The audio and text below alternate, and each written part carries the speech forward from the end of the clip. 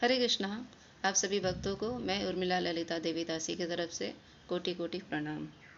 सभी भक्तों को मेरी ओर से धन्यवाद। तो श्री नामदेव जी के बारे में आज हम लोग भक्तमाल कथा का श्री नामदेव जी के बारे में कथा का श्रवण करेंगे। और नामदेव जी भगवान के परम प्रिय भक्त थे और वो एकादशी का पालन किस प्रकार से करते थे वो हम लोग श्रवण करेंगे। एक बार क्या हुआ कि भगवान के मन में यह उमंग उठा कि आज नामदेव जी के एकादशी व्रत की निष्ठा का परिचय लिया जाए कि किस प्रकार से एकादशी का पालन वो किस प्रकार से करते हैं वो। तो भगवान क्या किए, एक अत्यंत दुर्बल ब्राह्मण का रूप धारण करके आए और नामदेव जी के दरवाजे पर आकर के बोले कि ब्राह्मण, मुझे बहुत भूख लगा है और तुम मुझे कुछ अन्न दो। तो नामदेव जी बोलते हैं, नहीं नहीं नहीं नहीं, आज तो एकादशी है, आज एकादशी के दिन मैं अन्न नहीं देता, मैं अन्न का स्पर्श भी नहीं करता। तो बोले कि नामदेव जी बोले कि आप दूध फलाहार कुछ लीजिए, उसे खा लीजिए, अगले दिन मैं आपको कुछ अन्न दूंगा। तो भगवान बोलते हैं कि नहीं, मुझे तो अन्न ही चाहिए। और जब ये बात काफ़ी काफ़ी समय बीत गया, दोनों अपने अपने बात पे अड़े हुए हैं। भक्त भी, नामदेव जी भी अड़े हुए हैं, भगवान भी अड़े हुए हैं कि नहीं, मुझे अन्न ही चाहिए। तो ये बात चारों तरफ गांव में फैल गया कि नामदेव जी एक ब्राह्मण को अन्न नहीं दे रहे हैं और वो इतना दुर्बल है कि किसी भी समय उसका प्राण छूट जाएगा। तो नामदेव जी क्या करते हैं कि 4 प्रहर बीत जाता है, दिन का 4 प्रहर बीत जाता है, शाम हो जाता है। तो जो ब्राह्मण रहता है सब उन्हें समझाता है, पहले गांव वाले लोग समझाते हैं कि इन्हें अन्न दे दो, तुम अपना हट छोड़ दो, जाने दो, इन्हें अन्न खाने दो, तुम ही मान जाओ। अगर वो नहीं मानते हैं तो फलाहार पे वो नहीं रहेंगे। तो नामदेव जी बोले, नहीं नहीं, मैं एकादशी के दिन अन्न नहीं स्पर्श करता, ना ही किसी को देता हूँ। एकादशी का तो पालन सबको ही करना पड़ेगा, जो मेरे द्वार पे आएगा उसे एकादशी का पालन करना पड़ेगा। तो फिर क्या होता है कि 4 प्रहर बीत जाता है। तो जो भक्त ब्राह्मण रूप में दुर्बल आए, भगवान आए हुए रहते हैं, वो जमीन में आकर के फैल करके पैर इस तरह से फैला लेते हैं कि जैसे वो मर गए हैं। अंत में वो मर ही जाते हैं। तो उन्हें अन्न नहीं मिलने से वो मर जाते हैं। फिर क्या होता है कि गांव में ये बात फैल जाता है कि वो देखते हैं कि अन्न के बिना एक ब्राह्मण मृतक मर गया और नामदेव जी को इसको ब्रह्म हत्या का पाप लगा है। तो नामदेव जी से बोलते हैं, तुमने ब्रह्म हत्या का पाप किया है और एकादशी के दिन तुमने एक ब्राह्मण को, तुम्हारी वजह से हत्या हुआ है, इसलिए तुमको इस गांव से बहिष्कृत किया जाता है, तुम चले जाओ यहाँ से। नामदेव जी बोले, ठीक है। अगले दिन नामदेव जी क्या करते हैं कि मैं तो प्रायश्चित तो अब कर ही लूँगा, क्योंकि अब मुझे तो ब्रह्म हत्या का पाप लगा है, तो इसका पाप का निवारण मैं ही करूँगा।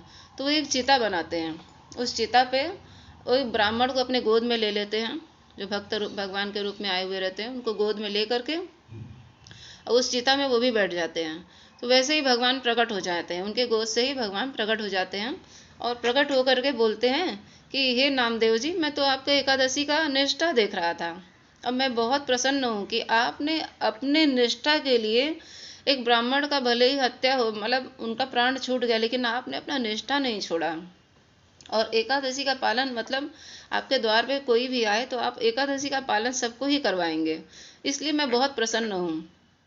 तो भगवान अंतर्ध्यान हो जाते हैं। और जब ये बात जब गांव वालों को पता चलता है, जब गांव वाले साक्षात देखते हैं, तो वो लोग बहुत खुश होते हैं। और उनको नामदेव जी के बारे में, उनकी भक्ति के बारे में किसी को पता नहीं रहता है। नामदेव जी गुप्त भक्ति करते हैं, उनको पता रहता है भक्त हैं, पर इतना नहीं पता रहता है कि वो इतने महान भक्त हैं। तो जब सब के सब उनके चरणों में आकर के गिर जाते हैं नामदेव जी के, कि आप इतने बड़े भक्त हैं, मुझे पता नहीं था। और सब के सब, उस गांव के सब भक्त, सभी लोग भक्त बन जाते हैं। इस प्रकार से एकादशी का ये नामदेव जी का लीला देखा जाता है, भगवान का लीला। फिर एक बार और एकादशी आता है, तो एकादशी के दिन रात्रि का जागरण और कीर्तन चलता रहता है। तो एकादशी में भक्तों को बहुत प्यास लगता है। नामदेव जी का ये नियम था कि वो रात्रि को जागरण करते थे और कीर्तन करते थे एकादशी के दिन। तो कुछ भक्तों को प्यास लगा, जिन भक्तों के साथ में उन्हें कीर्तन करना था, तो वो क्या किए कि उन्हें प्यास लगा तो सब वो नदी के किनारे गए नामदेव जी, और नदी के किनारे जा कर के जल लेने के लिए गए। तो कुछ भक्त लोग उनके साथ जाना चाहते थे पर नहीं गए, क्योंकि वो नदी के किनारे में एक प्रेत रहता था जो लोगों को परेशान किया करता था, डराता था। उस डर से कुछ भक्त लोग नहीं गए। नामदेव जी को किसी प्रकार का भय भय नहीं था। वो जानते थे कि जहाँ भगवान है वहाँ कोई प्रेत का बाधा नहीं लग सकता है। भगवान के भक्तों को प्रेत का बाधा नहीं लगता है। तो नामदेव जी चले गए। जब नामदेव जी नदी के किनारे पहुँचे तो नामदेव जी के बहुत सारे प्रेत लोग मिल करके नामदेव जी के चक्कर लगा रहे थे। आसपास में हवा में उड़ करके चक्कर लगा रहे हैं और चक्कर लगा करके देख रहे हैं। नामदेव जी देख रहे हैं तो नामदेव जी क्या किए, अपने फाड़े से अपने धोती में जो बंधा हुआ था उससे निकाल करके अब झांझ निकाले, करताल करताल निकाल कर एक पद गाए और कीर्तन करने लगे। जैसे ही कीर्तन करने लगे वैसे ही क्या हुआ कि सारे प्रेत गायब हो गए। और गायब हो गए तो वो बोले, नामदेव जी बोले, आज मेरे भगवान प्रेत रूप में हमें दर्शन देने आए हैं। नामदेव जी कितने महान थे कि वो हर चीज में भगवान को ही देखते थे। प्रेत रूप में भी बोलेंगे आज मेरे भगवान ही आए हैं। तो इस प्रकार से क्या हुआ कि वो वहां से प्रेत चला जाता है तो भगवान श्याम सुंदर स्वयं प्रकट हो जाते हैं और उन्हें चतुर्भुज रूप में दर्शन देते हैं नामदेव जी को। फिर एक बार क्या होता है कि जंगल में नामदेव जी रोटियां बनाते हैं। रोटियां बनाते हैं, बना करके रखते हैं और रखने के बाद में उन्हें लघु शंका लग जाता है तो वो लघु शंका करने जाते हैं। जब लघु शंका से लौट कर आते हैं तो देखते हैं कि उनका जो रोटी बनाया हुआ है कोई कुत्ता मुंह में ले करके भागा जा रहा है। नामदेव जी दौड़ते हैं घी की कटोरी लेकर। तो घी की कटोरी लेकर के वो दौड़ते हैं और बोलते हैं, रुको रुको हे प्रभु, रुक जाओ रुक जाओ। अरे तुम ये सूखी रोटियां कैसे खाओगे, इसमें मुझे घी चुपड़ लेने दो, घी चुपड़ के रख दें तब तुम खा लेना। तो जब वो दौड़ते हैं उनके पीछे पीछे तो भगवान श्याम सुंदर प्रकट हो जाते हैं, क्योंकि वो उसमें भी भगवान को देखते हैं। उस कुत्ते के रूप में भी नामदेव जी भगवान को ही देखते हैं। तो इतने महान वो भक्त रहते हैं कि उसमें भी भगवान को वो देखते हैं। तो भगवान प्रसन्न हो जाते हैं और प्रकट हो जाते, कुत्ते के शरीर से प्रकट हो जाते हैं और नामदेव जी को दर्शन दे करके उनके भक्ति को और अटूट करते हैं। इस प्रकार से यहाँ पर प्रियादास जी नामदेव जी के बारे में बहुत सुंदर पंक्ति लिखे हैं, उसे हम लोग श्रवण करते हैं, बहुत सुंदर है।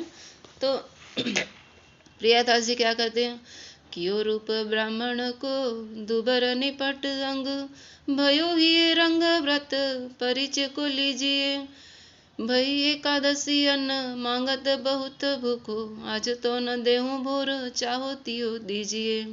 करे यो हठ भारी मिली दो ताओ, ताको सोर परियो समझावे नाम देवो या को कहाँ खीजिए। बीते जाम चारी मरी रहे यो पसारी पाऊँ, भाव पे न जाने दई हत्या नहीं छीजिए। रची के चिता को पिप्र गोद लेके बैठे जाई, दियो मुस्काई में पर चली न तेरी है। देखी सो सच्चाई सुखदाई मन भाई, मेरे भये अंतर ध्यान परे पाए प्रीति हेरी है। जागरण मांझ हरि भक्तन को प्यास लगी, गए लेन जल प्रेत आनी कानी फेरी है। फेटी ते निकासी ताल गायो पद तत्काल, बड़े कृपाल रूप धरियो छवि ढेरी है। हरि बोल। ये प्रियादास जी का बहुत सुंदर नामदेव जी के चरित्र के बारे में सुंदर कथा है, पंक्ति लिखे थे। तो ऐसा बोला जाता है कि पंजाब में 12गरी पंथ के एक प्रकार में नामदेव जी की आदि प्रचारक हैं। अनेक लोग उनकी प्रेरणा से भक्ति करते हैं और 80 साल की अवस्था में नामदेव जी का शरीर छूटा और वो नश्वर देह छोड़ करके भगवान के धाम पहुंच गए। तो इस प्रकार से नामदेव जी का चरित्र का कंप्लीट हुआ। और आपको ये चरित्र से आपको क्या शिक्षा मिलता है, एकादशी के बारे में सुंदर कथा श्रवण करने मिला, तो ज़रूर हमें कमेंट करके बताइएगा। और नामदेव जी का और भी चरित्र है जो हम अगले दिन सुनेंगे। इसलिए आप सबको हरे कृष्णा कृष्णा कृष्णा हरे हरे, हरे राम राम राम हरे हरे। आप सबको बहुत बहुत धन्यवाद। हरि बोल।